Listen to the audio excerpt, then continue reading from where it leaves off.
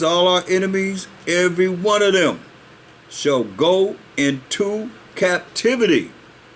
Ain't nothing we can do about it. Every one of them shall go into captivity, and they that spoil thee shall be a spoil. I mean, we the economy. Should we spend over $1 trillion a year? They that spoil thee shall be a spoil, and all that prey upon thee will I give for a prey. For I will restore health unto thee, to the Israelites, and I will heal thee of thy wounds, said the Most High, because they called thee an outcast, saying, This is Zion, this the 12 tribes of Israel, whom no man seeketh after. Thus said the Most High Power, Behold, I will bring again the captivity of Jacob's tents, and have mercy on his dwelling places. And the city shall be built upon her own heap, and the place shall remain after the manner thereof.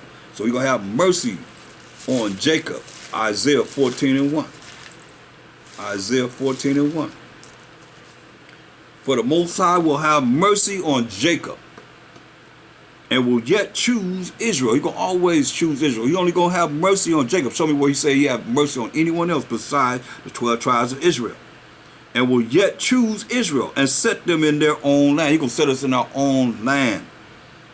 And the strangers shall be joined with them, and they shall cleave to the house of Jacob, right?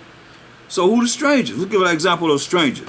Go to 2 Samuel, the first chapter, I believe it's the 13th verse. 2 Samuel, first chapter. Let's find out who the strangers are. A lot of y'all trying to say strangers are someone else. What does it say? 2 Samuel 1:12. These are these strangers, because we as Israelites are strangers too. If we don't know someone, they're strangers to you. But these are not the strangers that are Israelites. Listen to what it says. 2 Samuel 1:13. And David said unto the young man that told him, Whence art thou? Where you coming from? Who are you? And he answered, I am the son of a stranger, an Amalekite, Jewish man. David said unto him, so that stranger is an Amalekite. Now we got to prove that's Esau's grandson. Go to Genesis 36 and 12. And Timnah was concubine to Eliphaz, Esau's son, and she bare to Eliphaz Amalek. This is Esau's illegitimate grandson, Amalek, the father of the Jewish people, but they're Edomites.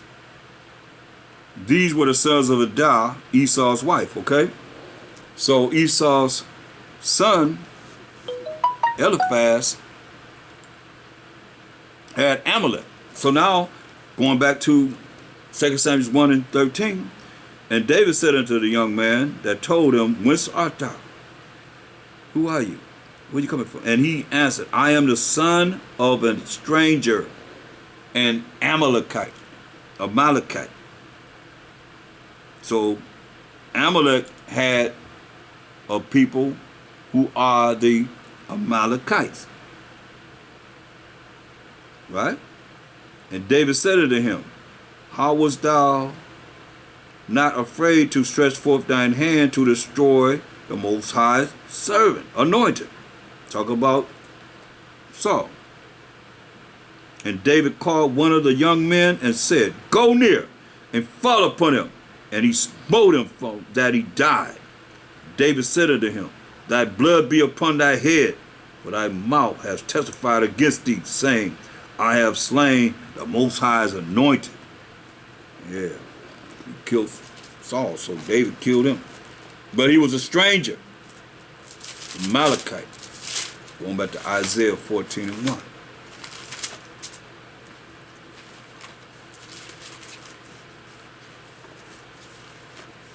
Isaiah 14:1. For the Most High will have mercy on Jacob, and will yet choose Israel. Israelites, and set them in their own land. And the strangers excuse me, shall be joined with them. These other nations are going to be joined with us. And they shall cleave to the house of Jacob. They're going to be cleaving to us. Because they're going to know that we are, the Most High is with us. They're going to know this. When they see all the destruction that we just read about, this destruction that's coming. They're going to be cleaving to us.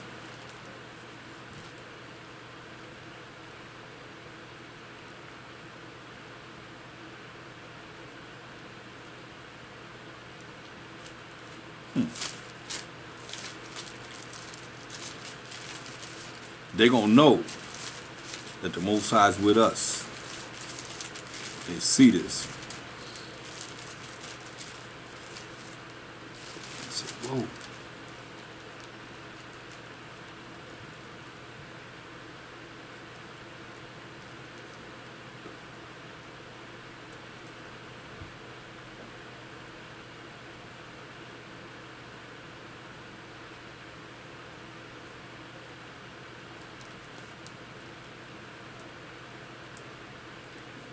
Right.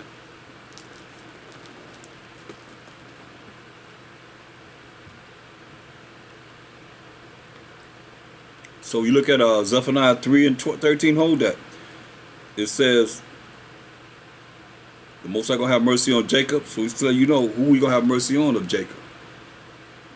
Zephaniah 3 and 13.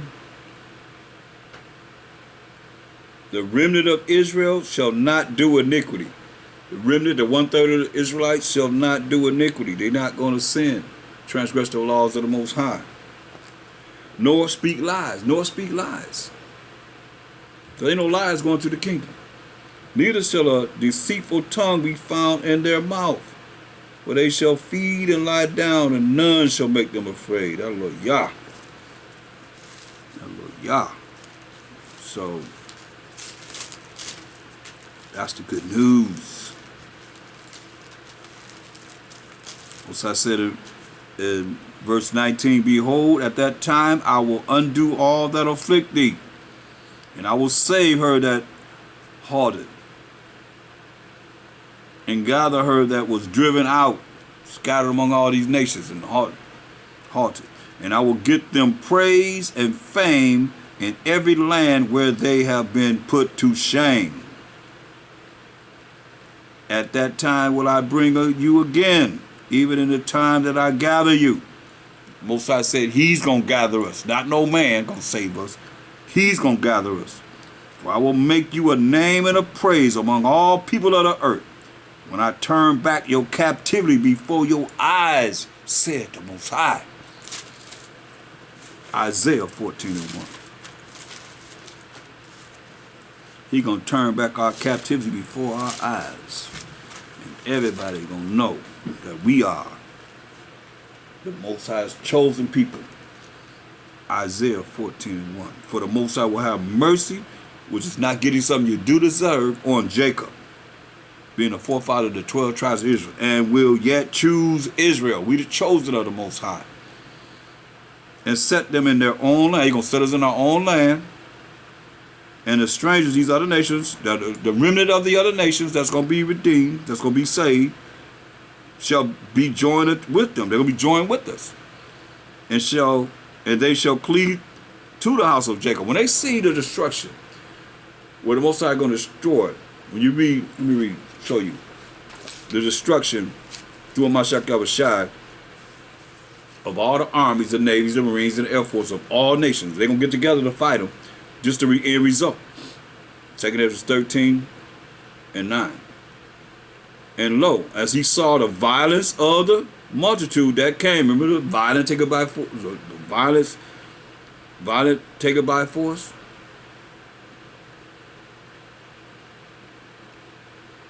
He neither lifted up his hand, nor held sword, nor any instrument of war. But only I saw that he sent out of his mouth as it had been a blast of fire against the army, the navy, the marines, the air force of all nations that's joined together to fight him. Out of his mouth will come a blast of fire, and out of his lips a flaming breath, and out of his tongue he cast out sparks and tempests.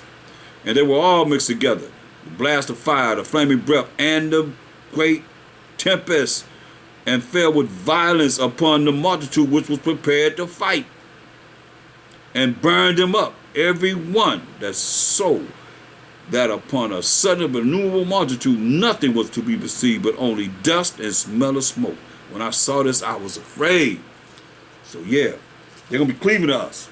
That's why I say, Isaiah 14:1, for the Most High will have mercy on Jacob and will yet choose Israel and set them in their own land. Plus, you've seen how in Zechariah 14, how I showed you how those that have come against us, they're going to be melted.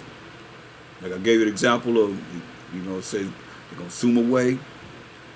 Just like that lady that was on that fence in the Terminator.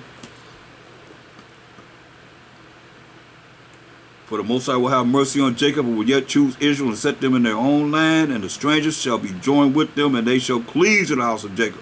They're going to know that we are the children of Israel. They're going to know that we are the chosen of the Most High at this time. And the people shall take them and bring them to their place. And the house of Israel shall possess them in the land of the Most High for servants and handmaids, men slaves and women slaves. And they shall take them captives, whose captives they were. And they shall rule over their oppressors. That's what the Most High's judgment is.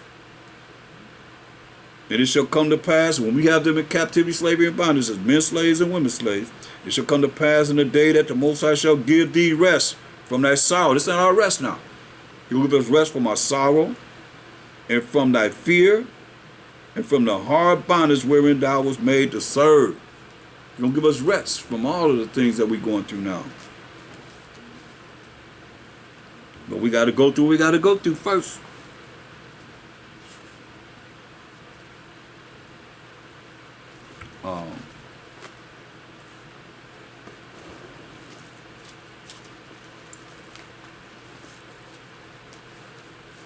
Daniel's 7:18. But the saints, who are the 12 tribes of Israel, Psalms 148:14 defines it. But the saints of the Most High shall take the kingdom and possess the kingdom forever, even forever and ever. So it says we're going to take the kingdom and possess the kingdom forever, even forever and ever. Verse 27. And the kingdom, the dominion, and the greatness of the kingdom of right and righteousness under the whole heaven shall be given to the people of the saints of the Most High, whose kingdom is an everlasting kingdom. Remember it said in 2 Ezra 6:9, for Esau is the end of the world, and Jacob is the beginning of it that followeth. This kingdom going to last forever. And the kingdom and dominion and the greatest of the kingdom under the whole heaven shall be given to the people of the saints of the Most High, whose kingdom is an everlasting kingdom. And all dominions shall serve and obey him. All dominions, all people, all nations going to serve and obey him. Hitherto is the end of the matter. That's all she wrote. That's the end of the matter. So, if you'd like further information, you can reach me, Priest Thaahwam, at P.O. Box 20012, Long Beach, California, 90801-3012. And with that, I'm out. Shalom.